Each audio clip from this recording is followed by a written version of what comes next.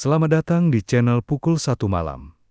Kali ini, kita akan menceritakan kisah yang bersumber dari Arobatis Meme yang berjudul Kuntilanak Abu-Abu. Sebelum itu, jangan lupa like, komen, dan subscribe channel ini.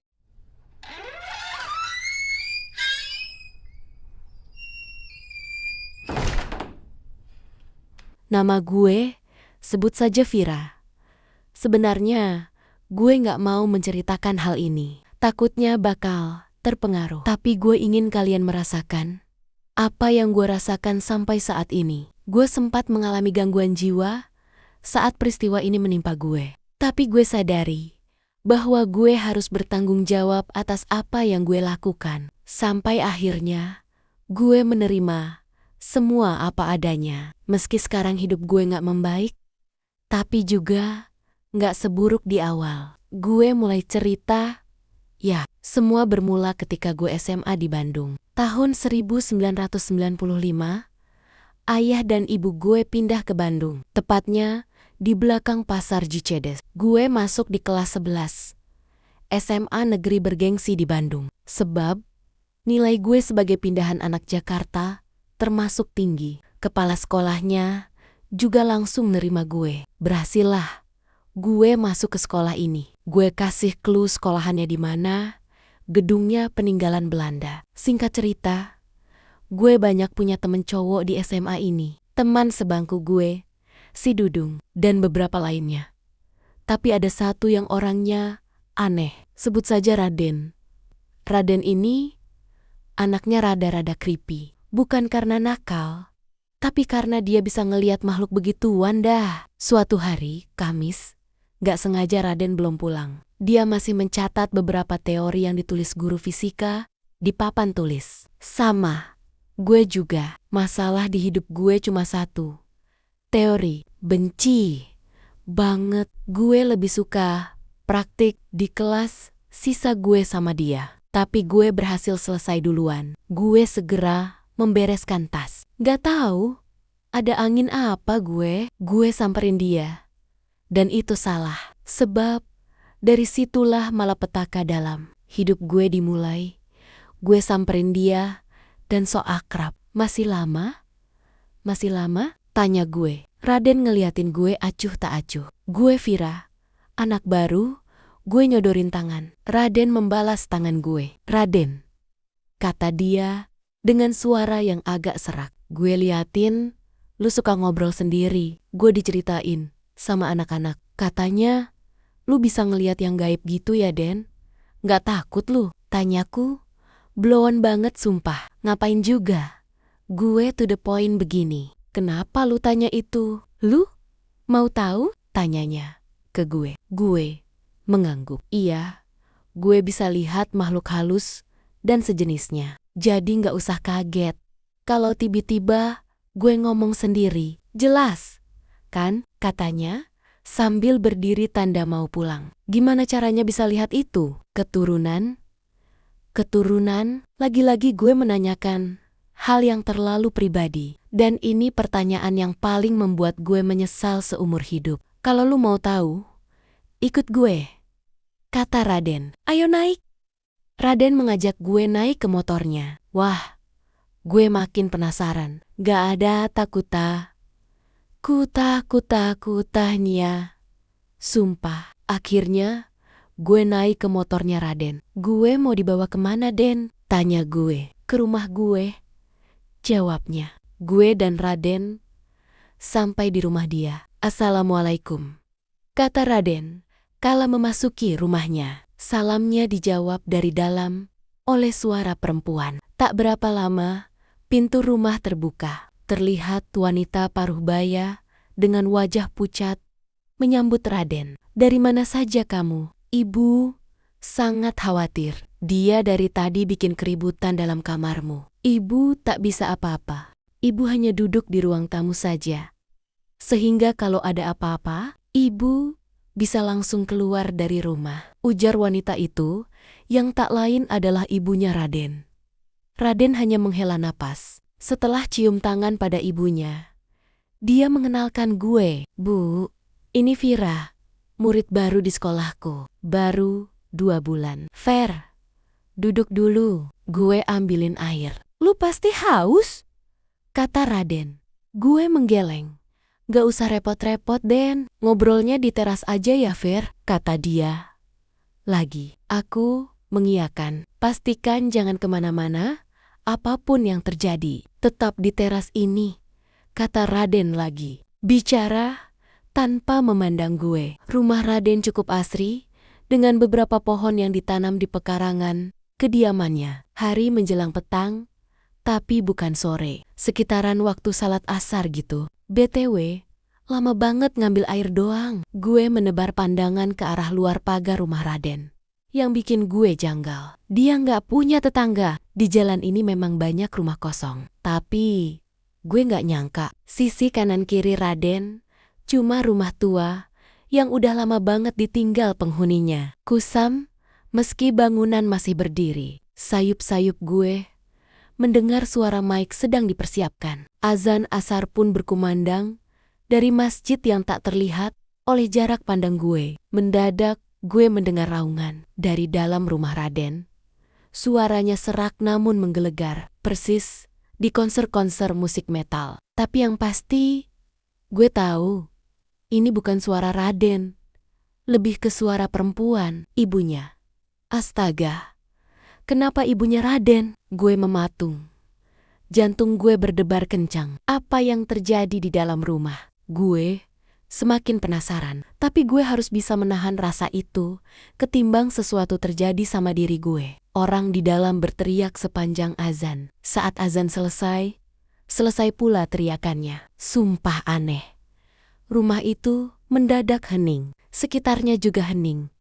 Bercampur udara Bandung yang semakin dingin. Meski matahari masih ada, gue merasakan kegelapan mulai menyergap. Mata gue awas, berjaga-jaga. Sekiranya ada yang aneh, gue bakal lari bodo amat. Sejam berlalu, sore makin kelihatan. Raden belum muncul-muncul, gue makin gak tenang. Kemana nih, anak? Waktu perkiraan gue menunjukkan pukul 16,3 WIB. Perkiraan aja karena zaman dulu belum ada HP. Dan gue gak pakai jam tangan. Sore di jalan itu lebih sepi lagi. Sumpah, ini jalan gak ada kehidupannya sama sekali. Hari itu, untuk pertama kalinya gue merinding. Namun, sekarang ini, gue ngerasain merinding itu kayak apa. Sumpah, gue sudah ada di tingkat ketakutan sekarang. Gue ketuk-ketuk pintu aja coba. Raden. Pintu gue ketuk dan cuma memanggil nama dia. Gak ada sahutan. Gue ketuk lagi, agak keras. Dan masih manggil namanya, agak keras juga. Tetap gak ada yang menyahut atau keluar. Akhirnya, gue gak tahan. Raden, gue mau pulang. Terserah lu. Mau marah apa enggak sama gue? Yang jelas ini udah sore. Nyokap gue pasti nyariin gue. Kata gue agak kenceng. Biar kedengeran. Masih gak ada jawaban juga. Bodoh amat lah. Gue pulang dulu ya. Den melangkah ke arah pagar rumah Raden.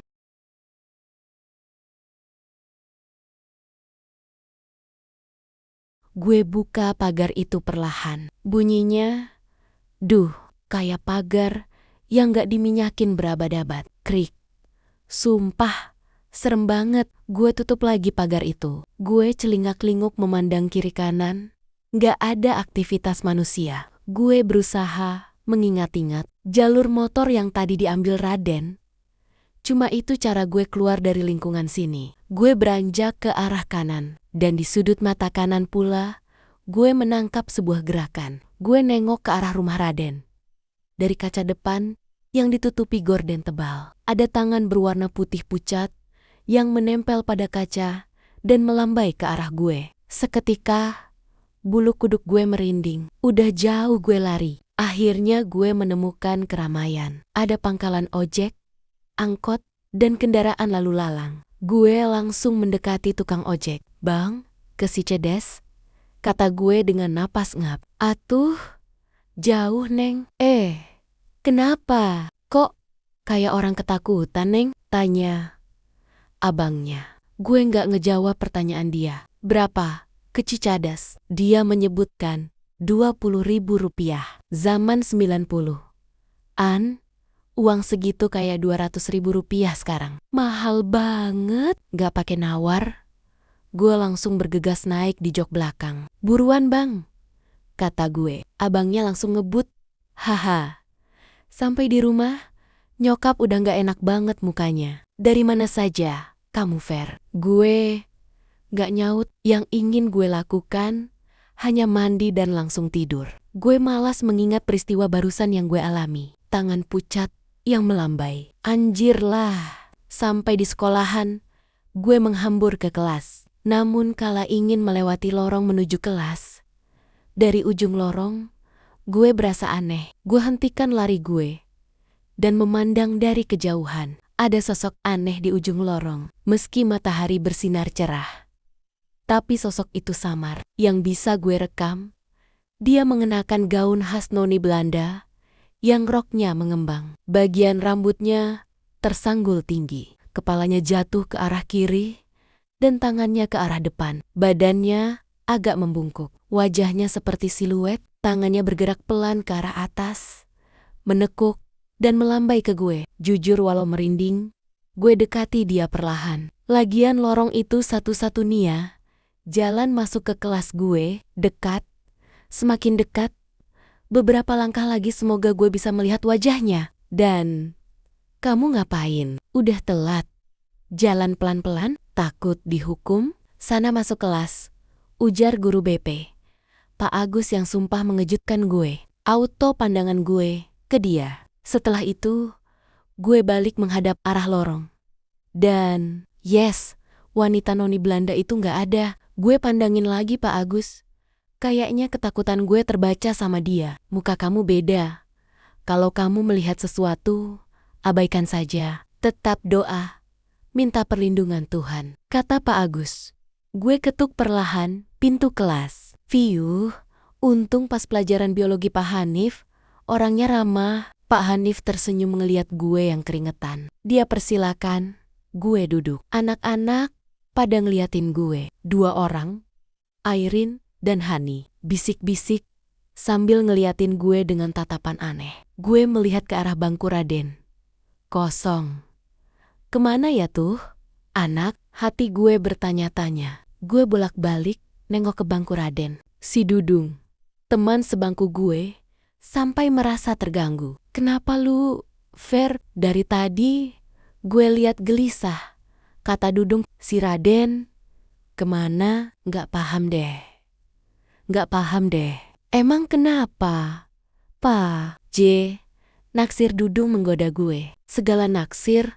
Enggak, Dung. Perasaan gue gak enak aja, jawab gue. Emang kenapa sih? Ada apaan? Kali ini Dudung ikutan serius. Tiba-tiba, itu ngapain Dudung sama Vira ngobrol? Kalau mau ngobrol keluar sana, di sini temen-temennya pada mau belajar, kata Bu Subrika, guru BP yang lagi keliling kelas. Tenang, tapi tegas. Gue dan Dudung terdiam menunduk. Belangkah kaki Bu Subrika mendekati kami. Gue sama Dudung makin dalam nunduknya. Bu Subrika meletakkan tangannya di atas meja. Gue auto memandangi tangan Bu Sub. Dan gue syok. Itu tangan yang sama. Tangan yang melambai ke arah gue lewat jendela rumah Raden. Gue langsung dongak kepala menatap wajah pemilik tangan itu. Tuhan! Wajahnya Bu S.U. Berika, tapi matanya putih. Kulit mukanya abu-abu. Tolong gue lah. Siapa ini yang di hadapan gue? Gue nunduk kenceng lagi.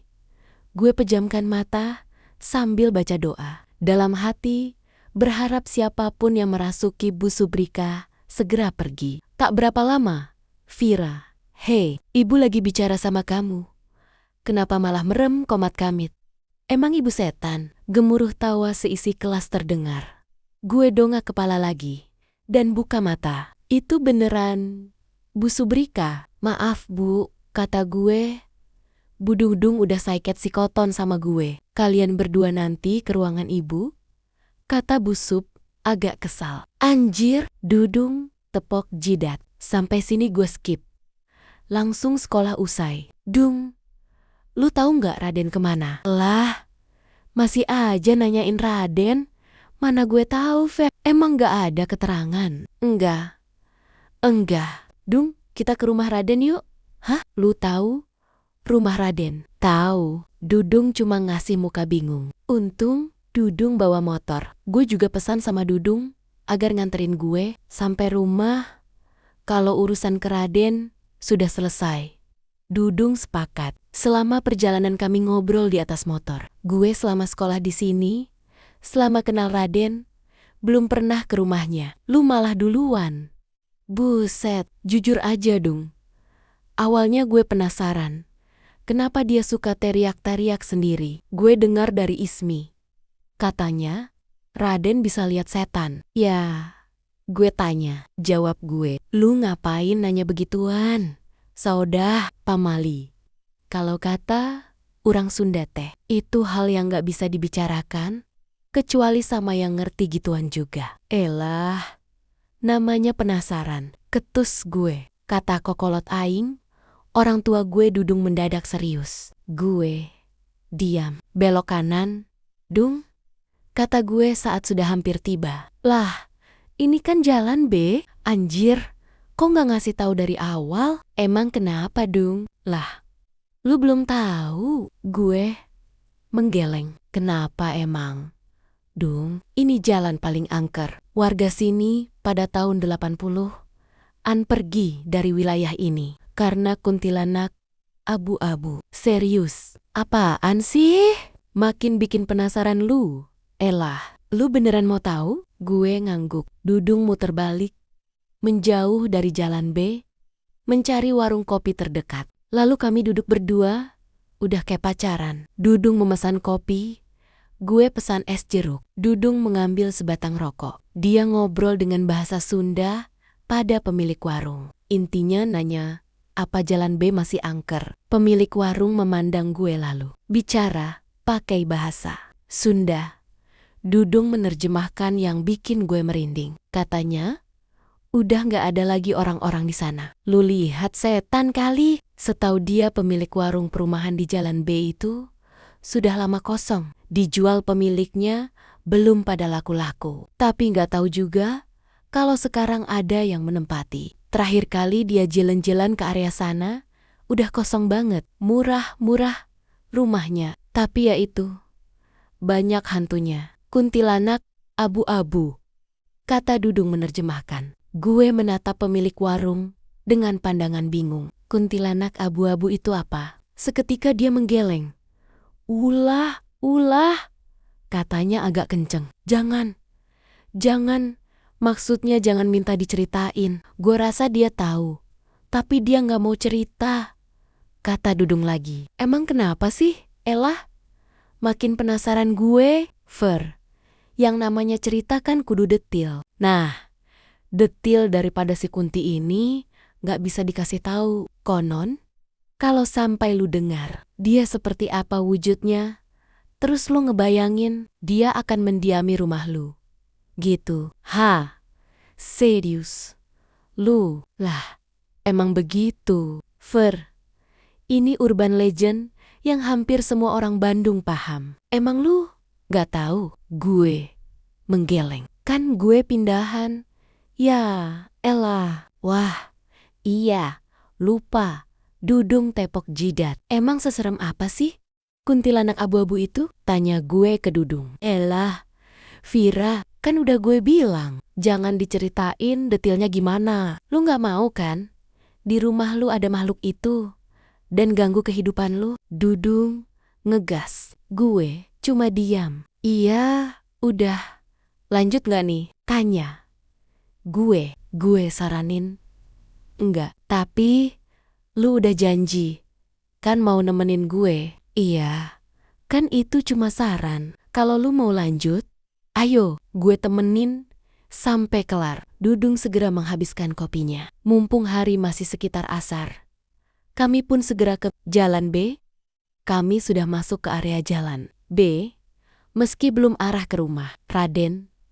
Dudung menambahkan, sebenarnya dulu jalanan ini ramai. Jalan tembus, menghindari kemacetan di beberapa titik di kota Bandung. Namun, seiring dengan perluasan area jalan di kota kembang ini, jadilah jalan B mulai ditinggalkan. Dan akhirnya muncul urban legend soal kuntilanak abu-abu itu. Meski urban legend, namun ada kesaksian beberapa orang yang menjadi korban. Dia tinggal di rumah yang sama dengan kita. Dia meminta makan yang dia inginkan.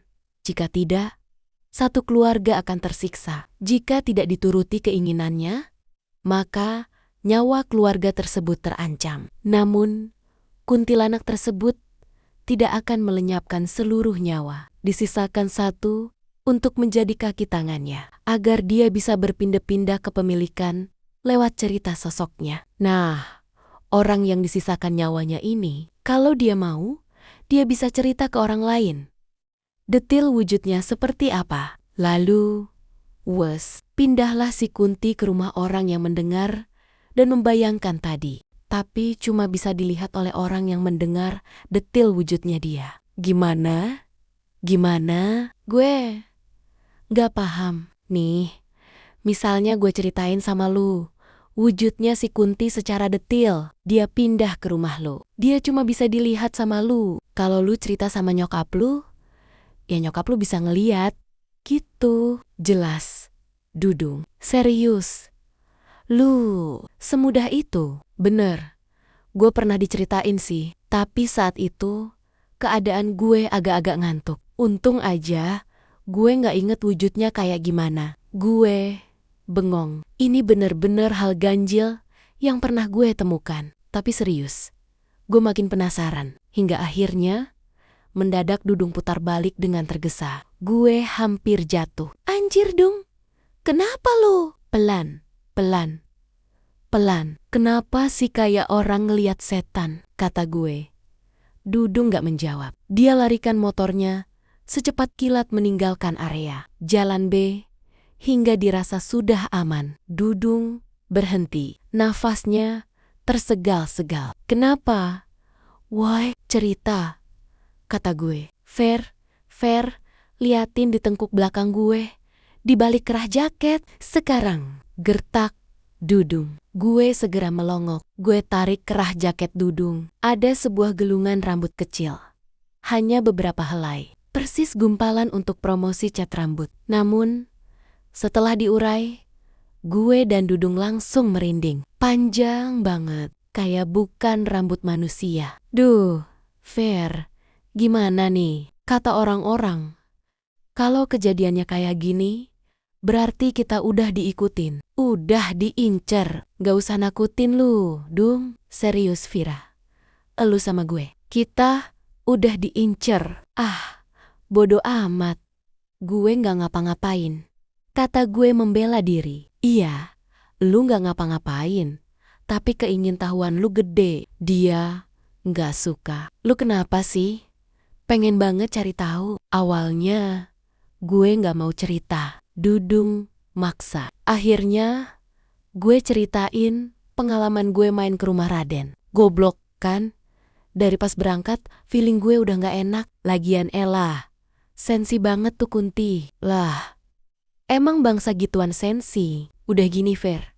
Gue anter lu sampai rumah. Keburu malam. Mending kita cari selamat aja. Saran Dudung. Kali ini gue nurut sama Dudung. Dudung pun anterin gue sampai rumah. Sebelum pulang, Dudung sempat bilang hal yang bikin gue malah gak bisa tidur. Kalau prediksi gue gak salah Fer, Raden pasti besok datang. Tapi Play, lu jangan ngikutin rasa penasaran lu. Biasa aja, lu harus janji sama gue kalau dia cerita apapun, tutup kuping lu. Gue ngerasa dia pelihara kuntilanak abu-abu. Pokoknya, jangan sampai lu tahu detil wujudnya lewat cerita. Udah, gitu aja. Gue gak ngangguk dan gak menggeleng. Gue cuma menatap Dudung penuh kebingungan. Sebelum Dudung pulang, dia sempat bilang sama gue agar baca doa sebelum tidur. Lagi-lagi gue diam dan cuma masuk ke rumah. Sepanjang malam,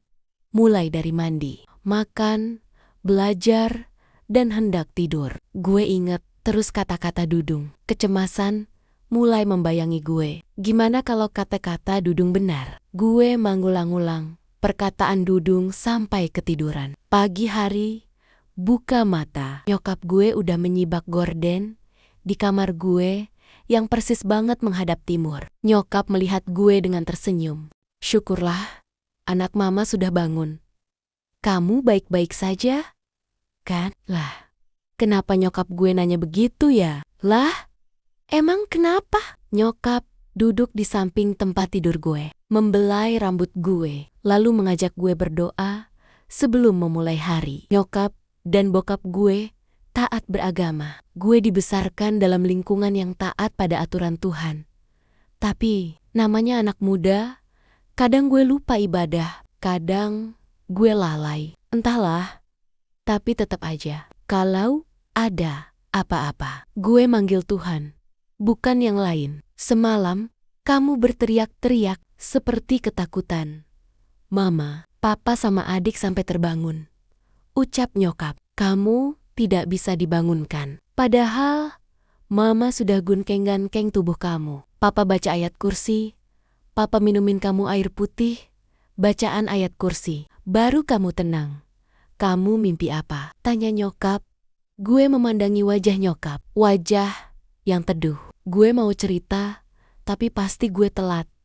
Karena gue anaknya detil, gue cuma tersenyum mandangin nyokap. Gak apa-apa mah, gak inget juga. Mimpi apaan? Kata gue, sambil posisi duduk. Tapi, emang gue gak inget. Bla bla bla, kelar ini itu. Dan waktunya gue berangkat, gue cium tangan mama. Entah kenapa, gue gak mau ngelepas tangan nyokap gue. Mama memandang gue penuh keanehan. Kenapa kamu, Vira? Gak apa-apa, Ma. Jawab gue. Tunggu sebentar.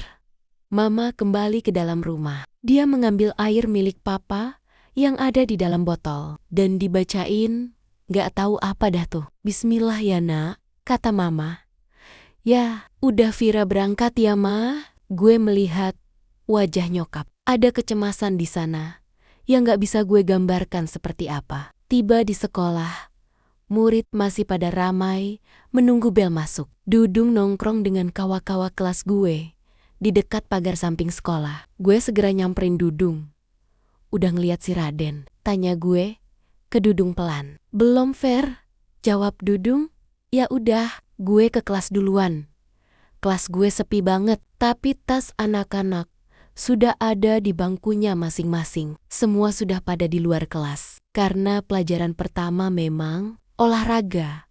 Dan dilanjutkan dengan kesenian, gue naruh tas. Lalu duduk sejenak, mengeluarkan baju olahraga. Mendadak gue mendengar napas seseorang dari arah belakang. Jantung gue langsung gak karuan detaknya.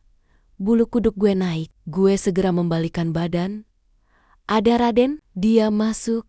Lewat mana? Tadi sepi sumpah. Gue sontak langsung berdiri dan hendak lari. Tapi setelah berada dekat bangku guru, gue menoleh lagi. Raden memandangi gue kayak ingin nangis. Lu datang dari mana tadi? Lu orang kan? Lu siapa? Mana? Raden, gaya gue udah kayak di film-film horor. Ini gue Raden Fer. Tadi pala gue berat, makanya gue tiduran. Gue bangun karena ada orang datang. Gue pikir Pak Asep, gak taunya elo. Mendengar keterangan Raden, hati gue bisa menerima. Ada kejujuran di matanya. Gue mendekat tapi tetap ambil jarak. Kemana lu kemarin? Tanya gue, penuh selidik. Gue sakit Fer. Nyokap gue juga sakit. Gak ada yang bisa ke sekolahan untuk ngasih tahu guru-guru gue sakit.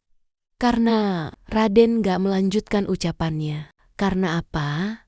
Apa? Serius? Dalam hati gue mengutuk, kenapa gue harus bertanya ini? Bodoh sekali. Vira, ini sumber petaka gue. Karena makhluk itu gak terima apapun yang gue sajikan. Kata Raden lirih. Raden membuka bajunya. Lah, mau ngapain lu Den? Gue teriak. Nih, ancam gue. Gue cuma mau kasih tahu lu sesuatu. Gue kaget. Di dada Raden ada 5 garis panjang seolah habis dicakar. Ini gila. Lu, kenapa, Raden? Terdiam. Gue makin penasaran. Makhluk itu melukai gue dan ibu gue, Fer. Ucap Raden pelan. Makhluk apaan maksud lu? Makan? Serigala? Apa? Sambil menunduk, Raden berbicara sesuatu yang lebih pelan lagi. Dan gue gak mendengar, tapi sayup-sayup ada afnya. Raden kembali menatap gue. Gue menunggu jawaban dia. Dia minta pindah. Makhluk wanita itu, Vira, tingginya sekitar 180 meter. Rambutnya panjang hitam, pekat lebat menyentuh tanah. Wajahnya abu-abu dengan tangan putih pucat dan kuku yang panjang. Dia bertelinga runcing di sebelah kiri dan daun telinga kanan tidak ada sebab dipenggal. Hidungnya bangir dan selalu meneteskan darah. Di ubun-ubunnya ada lubang paku sedalam 10 cm. Tangan kirinya ada jari yang terpotong. Matanya putih dengan sudut ke atas memanjang. Dan ini yang terakhir, bibirnya. T, E, E, T. Bunyi lonceng sekolah. Gue yang lama dan memekakan telinga membuat suara Raden tenggelam. Gue yang tadinya rada terhipnotis mendadak sadar. Gue langsung lari keluar kelas sambil memandangi Raden yang langsung duduk dan menggebrak meja karena misinya belum terlaksana. Alhamdulillah, gue terselamatkan. Di lapangan sudah ada Dudung dan anak-anak lainnya. Membuat barisan acak, gue langsung ambil posisi di sebelah Dudung dan memandanginya dengan wajah ketakutan. Awalnya, Dudung gak ngeh, sampai ketika dia melihat Raden keluar kelas sedikit terhuyung, dia membelalakan mata. Setengah berbisik gue menceritakan kejadian yang gue alami. Bener kata Dudung.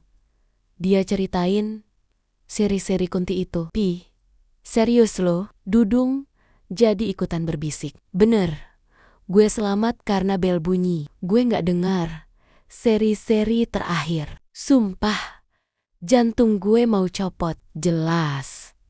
Gue, Raden berbaris di tempat paling belakang. Gue dan Dudung sama-sama menoleh melihat dia. Tatapan Raden kosong melihat ke arah kami berdua. Lalu mulutnya seperti hendak menyampaikan sesuatu, tapi tanpa suara. Gue dan Dudung dipaksa membaca gerak bibirnya. Kami spontan buang muka. Lu lihat gerak bibirnya dia? Untung gue gak paham. Gue paham sih. Dung, maksud lu? Fer, tanya Dudung serius. Gue gak menjawab sepatah kata pun. Gue cuma diam. Bahkan sampai sekolah bubar. Tawaran Dudung untuk pulang bareng, gue tolak. Gue sampai di rumah. Gue mengucapkan salam sambil lemas. Nyokap gue membukakan pintu dan melihat gue tersenyum. Gue mencium tangan nyokap gue, lalu segera beranjak ke kamar. Hari itu, gue lelah banget. Nyokap mengikuti langkah gue ke kamar sambil membawakan gue segelas air. Gue duduk di pinggir tempat tidur. Ma, Vira izin tidur siang ya. Vira ngantuk banget. Nyokap gue cuma mengangguk. Beliau jalan ke arah pintu, lalu menutupnya perlahan. Di balik pintu itu, sudah ada seseorang menunggu gue. Iya, dia. Si kuntilanak abu-abu. N. Saat ini, Vira masih mencari pengganti dan penerus salah satu urban legend kota kembang tersebut. Jadi detail kuntinya kayak gimana? Jangan dipikirin. Terima kasih sudah mau mendengar cerita ini sampai selesai.